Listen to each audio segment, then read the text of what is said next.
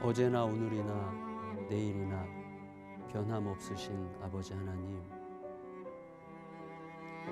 어제 힘겨운 짐으로 갑작스럽게 맞이한 고통 앞에 서 있게 된 수많은 사람들이 그 전날까지만 해도 아무런 두려움이 없었던 사람들인 것을 생각하며 오늘 하나님 앞에서 모든 것의 주인 되신 하나님의 은혜를 구하며 하루를 시작합니다. 아버지 하나님, 알 수 없는 매 순간의 시간들이지만 오늘 주의 말씀과 함께 있으므로 흔들리지 않고 주와 함께 걷는 복된 은혜의 자리에 있게 해주셔서 참으로 감사합니다. 하나님, 오늘도 동행해 주십시오. 주님과 함께 걷게 해 주십시오. 존귀하신 예수님의 이름으로 간절히 기도드리옵나이다. 아멘.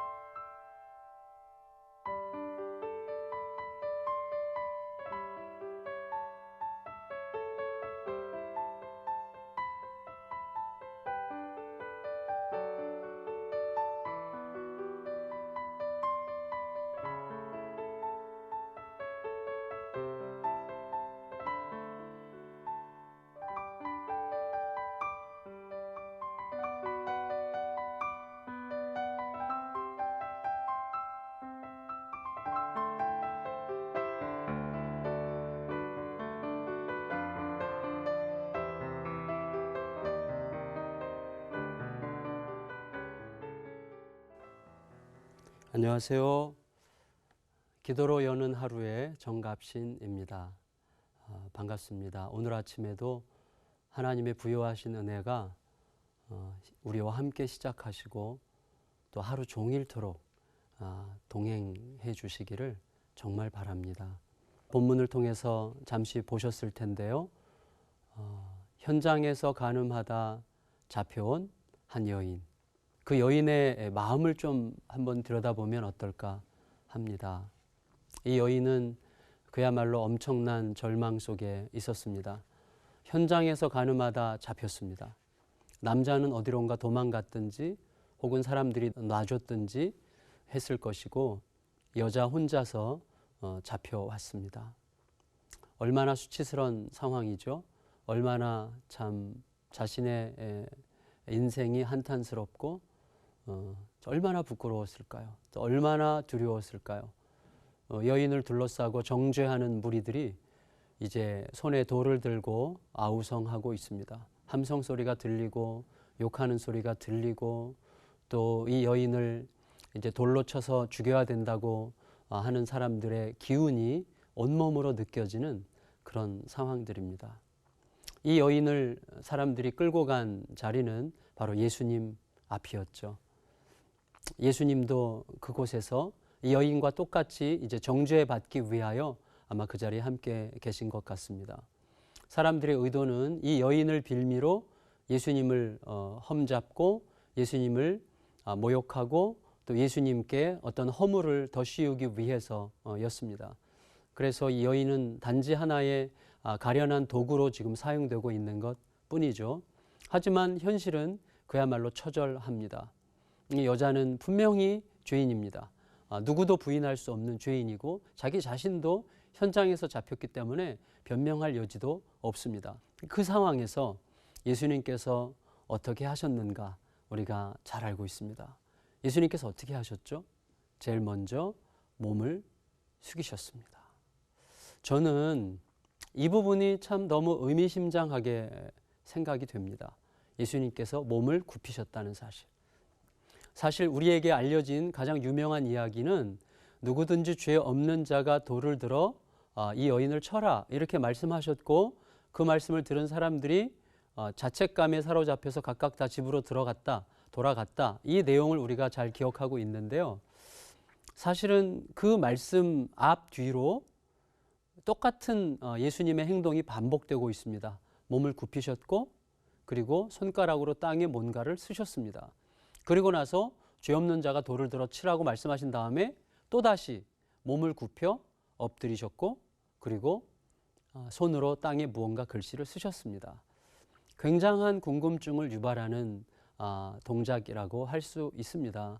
예수님께서 이때 이 동작이 뭘 뜻하는 것인지 또 예수님께서 어떤 글씨를 쓰셨을지 잘 모르겠습니다. 우리가 알 길이 없죠. 성경이 기록하고 있지 않은데 우리가 알 리가 없습니다. 그런데 우리가 예측할 수 있는 건 있어요. 뭐냐면 많은 사람들과 함께 엄청난 논쟁거리 속에 있습니다. 그리고 논쟁하는 분위기예요. 그런데 갑자기 제가 혹은 누군가가 고개를 숙입니다. 그리고 엎드리거나 다른 것을 끄적거리고 있습니다. 모든 사람이 그의 대답을 기다리고 있는데 그가 갑자기 몸을 숙이고 뭔가를 끄적거립니다. 그럼 뭘 뜻하는 것이죠? 분리라고 할 수 있습니다. 분리. 다시 말하면 내가 이 상황으로부터 분리되겠다 그 말이죠. 이 상황으로부터 분리된다는 것은 무슨 뜻입니까? 나는 지금 너희로부터 듣지 않겠다 그 말이죠. 나는 지금 너희로부터 듣지 않고 내 아버지로부터 듣겠다. 저는 그것을 위한 예수님의 동작이 몸을 굽혀 땅에다가 무엇을 쓰신 행위라고 생각이 됩니다. 아버지로부터 듣겠다. 그러면 예수님께서 아버지로부터 듣고자 하셨던 것은 무엇일까요? 저는 그것이 모두를 품을 수 있는 아버지의 마음이 아닐까 생각했습니다. 여기 있는 모든 사람들이 아버지 앞에 서게 하는 것, 여기 있는 모든 사람들이 아버지 앞에서 자신의 문제를 들여다보게 하는 것, 그것에 대한 아버지의 마음이 무엇인지를 묻는 시간이었다. 그렇게 생각이 됩니다. 그때 예수님께서는 몸을 굽혀 쓰신 이후에 다시 일어나셨습니다. 그리고 사람들에게 이야기했습니다. 죄 없는 자가 돌을 들어 쳐라. 이렇게 말씀하셨는데요. 사실 여기에서 너희가 율법에 따라서 죄 없다면 치라 이렇게 말씀하셨다면 사람들이 아마 돌로 쳤을 것입니다. 왜냐하면 이들은 율법에 스스로 흠이 없다고 생각했기 때문이죠. 그렇지만 예수님은 그냥 돌을 들어 치라고 그랬습니다. 또 어떻게 해요? 죄 없는 자가 누구 앞에서? 하나님 앞에서죠.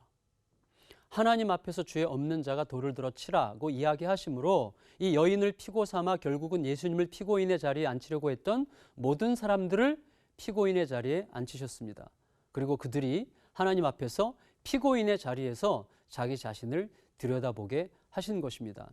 그리고 예수님의 몸을 굽혀 쓰시는 행위는 어쩌면 하나님의 임재를 그들 앞에 확연하게 느끼게 하는 동작이었지 않을까 그런 생각을 하게 됩니다. 왜냐하면 이 사람들이 집으로 돌아간 걸 보면 예수님이 그들을 설득하신 게 아닌 게 틀림없습니다. 무슨 말인가 하면 사람들은 설득당해서 이런 행동을 하지 않습니다. 내가 논리적으로 누구를 설득해서 그 사람들이 그런 격렬한 상황에서 그런 결정적인 행동을 할 수가 없습니다.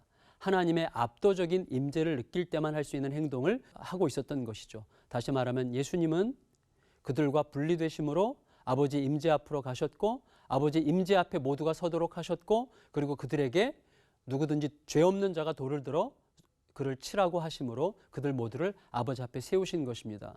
아버지 임재 앞에 모든 문제가 해결되게 하신 것이지요. 그리고 나서 여인에게 나도 너를 정죄하지 아니하노니 가서 다시는 죄를 짓지 말라고 말씀하시죠. 여러분, 예수님의 이 말씀을 들었을 때 이 여인의 마음이 어땠을까요? 저는 정말 많은 생각을 하게 됩니다. 왜냐하면 조금 전까지만 해도 이 여인의 마음속에 가득했던 두려움, 자책감, 초긴장감, 말할 수 없는 불안함, 이제 돌멩이가 날아오기 시작하면 자신은 끝나는 것일 뿐만 아니라 자신은 영원토록 수치스러운 존재로 기억되게 될 것입니다. 그 초긴장 상태 속에서 두려움에 떨던 이 여인에게 갑자기 예수님께서 나도 너를 정죄하지 아니하노라 이렇게 말씀하신 것이죠. 예수님의 그 말씀이 어떤 한 문장으로 들린 게 아닙니다. 다시 말하면 우리가 어떤 책을 읽듯이 그 내용이 그 여인의 귀에 전달된 것이 아니라 예수님의 그 말씀에는 예수님의 그 여인을 향한 정서, 사랑, 긍휼, 자비, 불쌍히 여김, 온갖 예수님의 그 애절한 마음들이 전부 다 담겨 있는 표현이 아마 그 여인의 귀에 들어간 그 한마디에 전부 다 고스란히 실려 있었을 거라고 생각이 됩니다. 다시 말하면 이 여인은 복음을 자신의 온몸으로 느끼게 된 것입니다. 복음을 자신의 온몸으로 받아들이게 된 것입니다. 저는 우리들에게도 복음은 그런 방식으로 오지 않았는가 생각이 됩니다. 세상의 모든 소리와 외침으로부터 분리되신 예수님께서 하나님의 임재 앞에 우리를 서게 하시고, 그리고 그 하나님의 임재 앞에서 우리를 품으시되 전적인 사랑으로 그의 음성과 그의 말씀의 톤과 그의 눈빛과 그의 따뜻한 손길과 그의 몸에서 풍겨나오는 온기가 우리의 전인격에 전달되도록 하는 방식으로 복음이 우리에게 오지 않았나 생각이 됩니다. 어떻게 알 수 있는가 하면, 제가 예수님 이렇게 부르는 순간, 성도 여러분들이 예수님 부르는 순간, 그 예수님은 우리의 머리에서 한 단어로 나가지 않고 우리의 온몸에서 표현되는 어떤 감동이나 기쁨이 아닙니까? 예수님의 복음은 우리의 온몸으로 전해졌습니다. 그게 어떻게 해서 가능했습니까? 예수님께서 우리를 판단하고 정죄하고 우리를 마음껏 이끌고 가는 세상 한가운데로부터 분리되셔서 우리와 함께 하시고 우리에게 완전히 온몸으로 연합되셨기 때문이 아닌가, 그렇게 생각하게 됩니다. 예수님께서 우리에게 전해주신 복음은요, 단지 말이 아니었죠. 그것 때문에 우리들이 오늘도 예수님의 이름을 부르면 그렇게 감격이 되고 눈물이 나고 내 삶을 새롭게 조종하고 싶고 나의 전 삶을 주님께 드리고 싶은 바로 그런 마음이 드는 것입니다. 어쩌면 복음이 우리에게 오는 방식도 예수님의 온몸으로 전달되었기 때문에 우리에게 다가온 그 복음이 누군가에게 전달될 때는 온몸으로 전달되는 방식이어야만 그것이 그에게 삶으로 다가가지 않을까, 그런 생각을 하게 됩니다. 오늘 저는 오늘 하루 종일토록 우리가 분리를 통한 연합, 내가 내 자신의 얄팍함으로부터 분리되고 세상에 속된 가치관들로부터 분리되어 그리스도께서 나와 연합하신 것처럼 내가 진실로 내 몸으로, 내 세포로 어떻게 내 사랑하는 가족들과 또 나와 접촉하게 되는 많은 사람들과 진실한 연합을 이룰 수 있겠는가를 고민하며 하루를 살아가게 될 때에 그리스도의 복음의 능력이 우리의 삶에서 좀 더 확연하게 누려지게 되는 복된 날을 살게 되리라고 생각합니다. 그 은혜 가운데 우리가 거하고 복음의 실체가 우리에게 누려지는 복된 삶이 되시기를 간절히 소원합니다. 함께 기도하겠습니다. 하나님, 오늘도 주님과 더불어 우리의 일상에서 땀 흘리며 살아가겠습니다. 우리에게 주어진 모든 일상에서 기대와 기다림 속에 신실하게 살아가고 싶습니다. 다만 주님, 이 땅의 질서와 가치에 묻히지 말게 하시고 이 땅이 추구하는 모든 질서로부터 잠시 분리되어 주님과 온전히 연합함으로 그 힘으로 나와 접촉하게 되는 모든 사람들과 내 가슴으로부터 연합함으로 말미암아 주님께서 하게 하시는 일, 주님께서 만나게 하시는 이들과 더불어 진실한 연합의 역사를 보게 하여 주시옵소서. 주님, 아버지께서 아들을 우리에게 보내신 것처럼 우리들도 세상에 보내신다고 하신 그것이 무슨 의미인지를 깊이 헤아리면서 오늘도 그 삶을 우리의 전 삶으로 살아내고 싶습니다. 은혜 베풀어 주시고 주님의 거룩하신 은혜가 우리를 사로잡아 주시옵소서. 존귀하신 예수님의 이름으로 간절히 기도드리옵나이다. 아멘.